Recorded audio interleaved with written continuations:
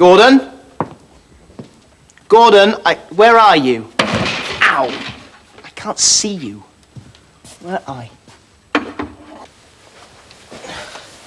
Don't be so silly, Gordon. I am not in the mood. Sometimes he is so annoying he doesn't know when to be serious. See what I mean? Look at this. Look what he's done. I know it's difficult to look because it's dark. All the lights went out about 10 minutes ago. Do you want to know why we're in this mess? Yes, you're right. Gordon, your fault. Always your fault. Yeah. It all started a few weeks ago. I'll start at the beginning. That's the best place to start.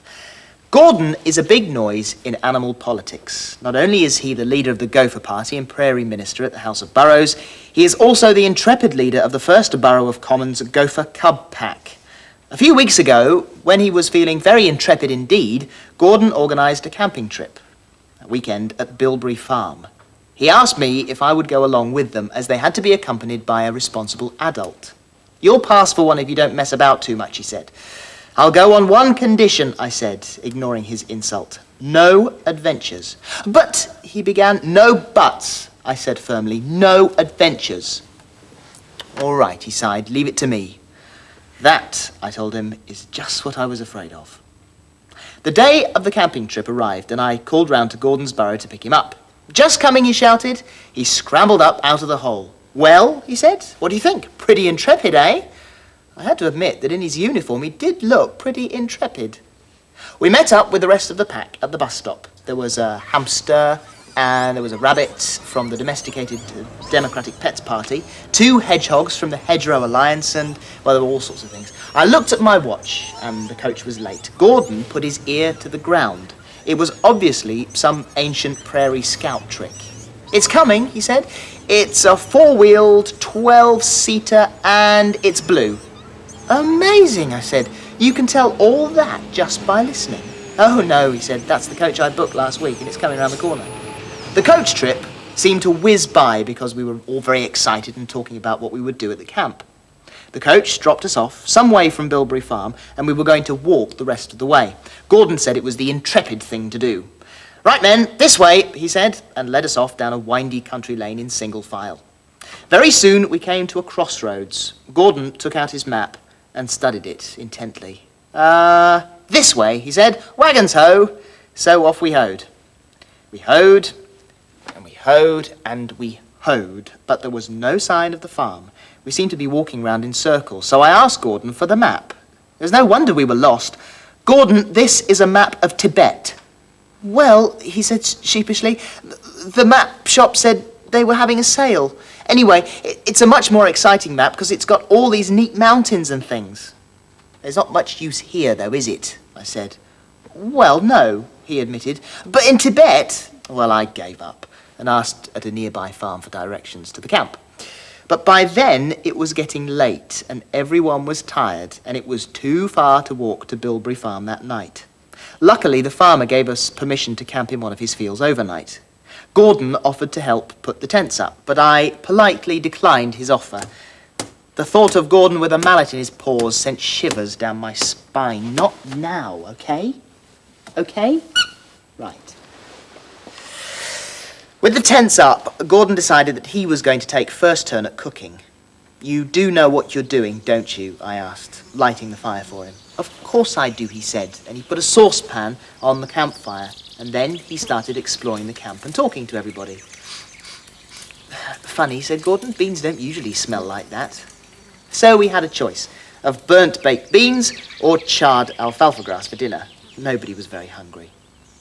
Night fell, and we all gathered around the campfire to sing jolly camping songs and things. Gordon gave us a rendition of an old prairie song, but couldn't remember the title.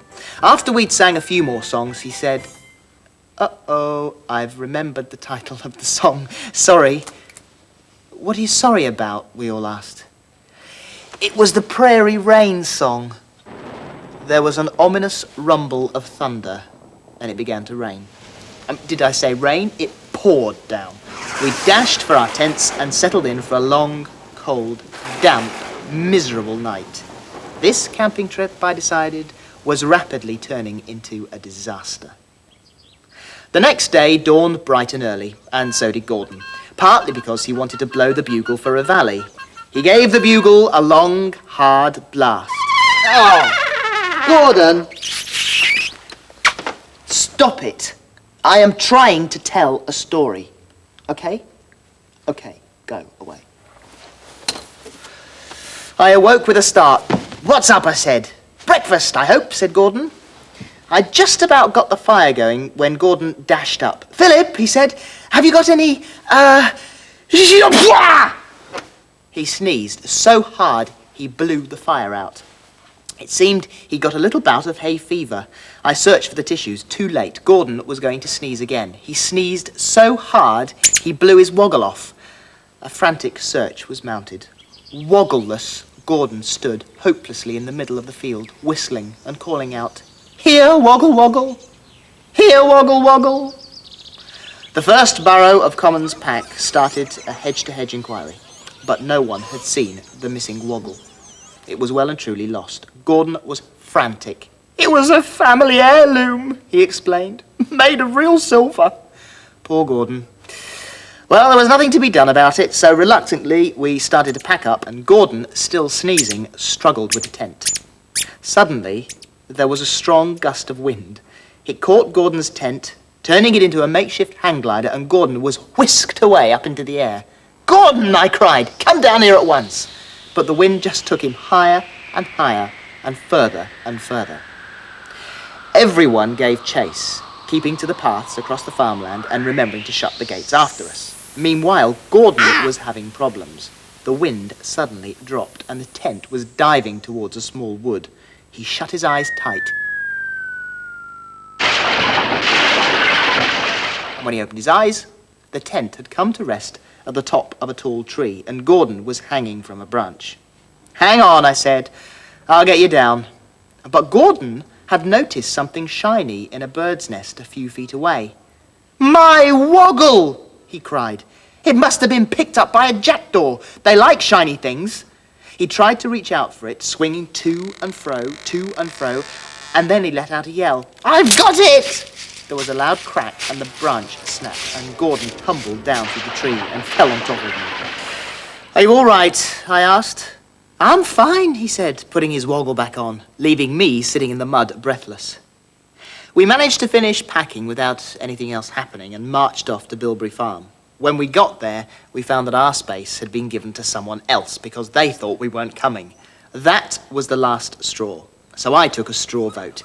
Everyone had had quite enough camping for the present, and we all decided to go home.